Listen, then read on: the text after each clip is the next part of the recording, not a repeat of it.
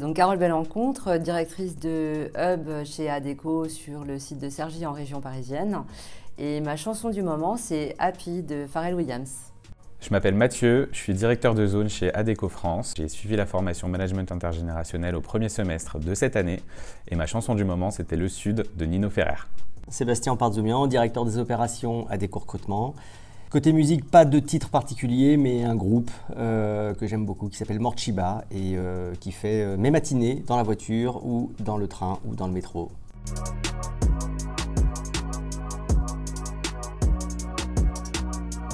Parmi les idées reçues, on peut penser parfois que les jeunes manquent d'investissement dans leur travail et que les personnes plus âgées sont rigides et résistantes au changement. Alors plus que des idées reçues, c'était des attentes, puisque c'était une formation. Et nous avons pu découvrir qu'au-delà du management intergénérationnel, c'était plutôt des tranches de vie qui devaient cohabiter dans l'écosystème de l'entreprise.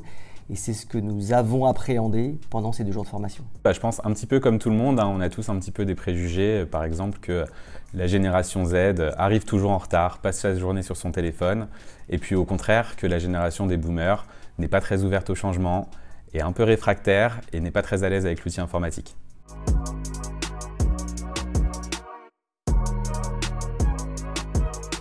La formation m'a permis d'identifier les attentes et les besoins de chacune des générations, de déconstruire certains préjugés et d'identifier en fait des moyens de collaborer autrement et de communiquer autrement, surtout. Je me suis rendu compte que finalement, il ne fallait pas tant que ça tenir compte de chaque génération, mais plutôt se concentrer lors du management sur la personnalité, la singularité et les attributs de chaque personnalité pour individualiser son management.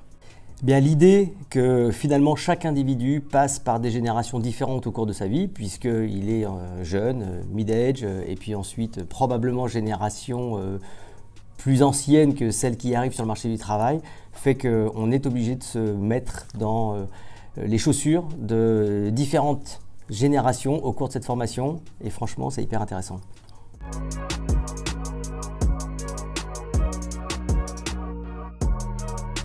Alors il y a quelques mois, en début d'année, j'ai recruté une personne issue de la génération des boomers. Et je lui ai demandé de travailler sur un projet de digitalisation auprès de mon client.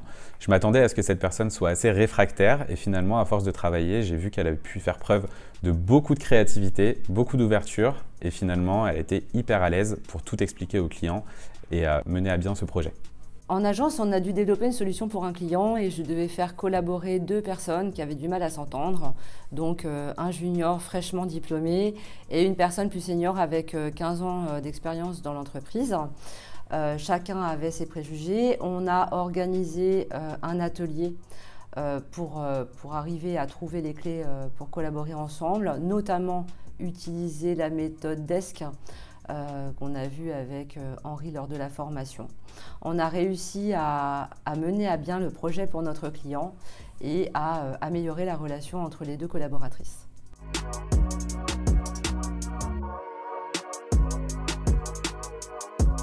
Alors principalement en tant que manager et en tant que commercial de manière générale, je pense que les compétences les plus importantes sont finalement l'écoute très active et le questionnement ouvert qui permet de faire parler son interlocuteur, de creuser sur ses réelles motivations intrinsèques et c'est la base de tout pour pouvoir répondre à un besoin. Dans notre rôle de manager, la première chose, on ne peut pas être un bon manager si on n'a pas d'empathie et si on n'a pas d'intérêt pour les collaborateurs avec lesquels on travaille au quotidien.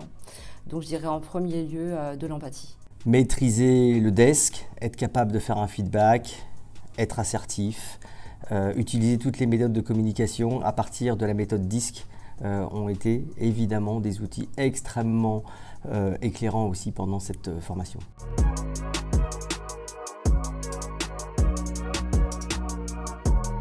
La meilleure chose à faire, c'est de complètement oublier le management intergénérationnel, d'oublier même les générations et vraiment, comme je l'ai dit, se concentrer sur l'unicité et la singularité de chaque personne. De suivre la formation Nori. Alors considérer que les générations sont formatées ou cloisonnées, c'est probablement une erreur.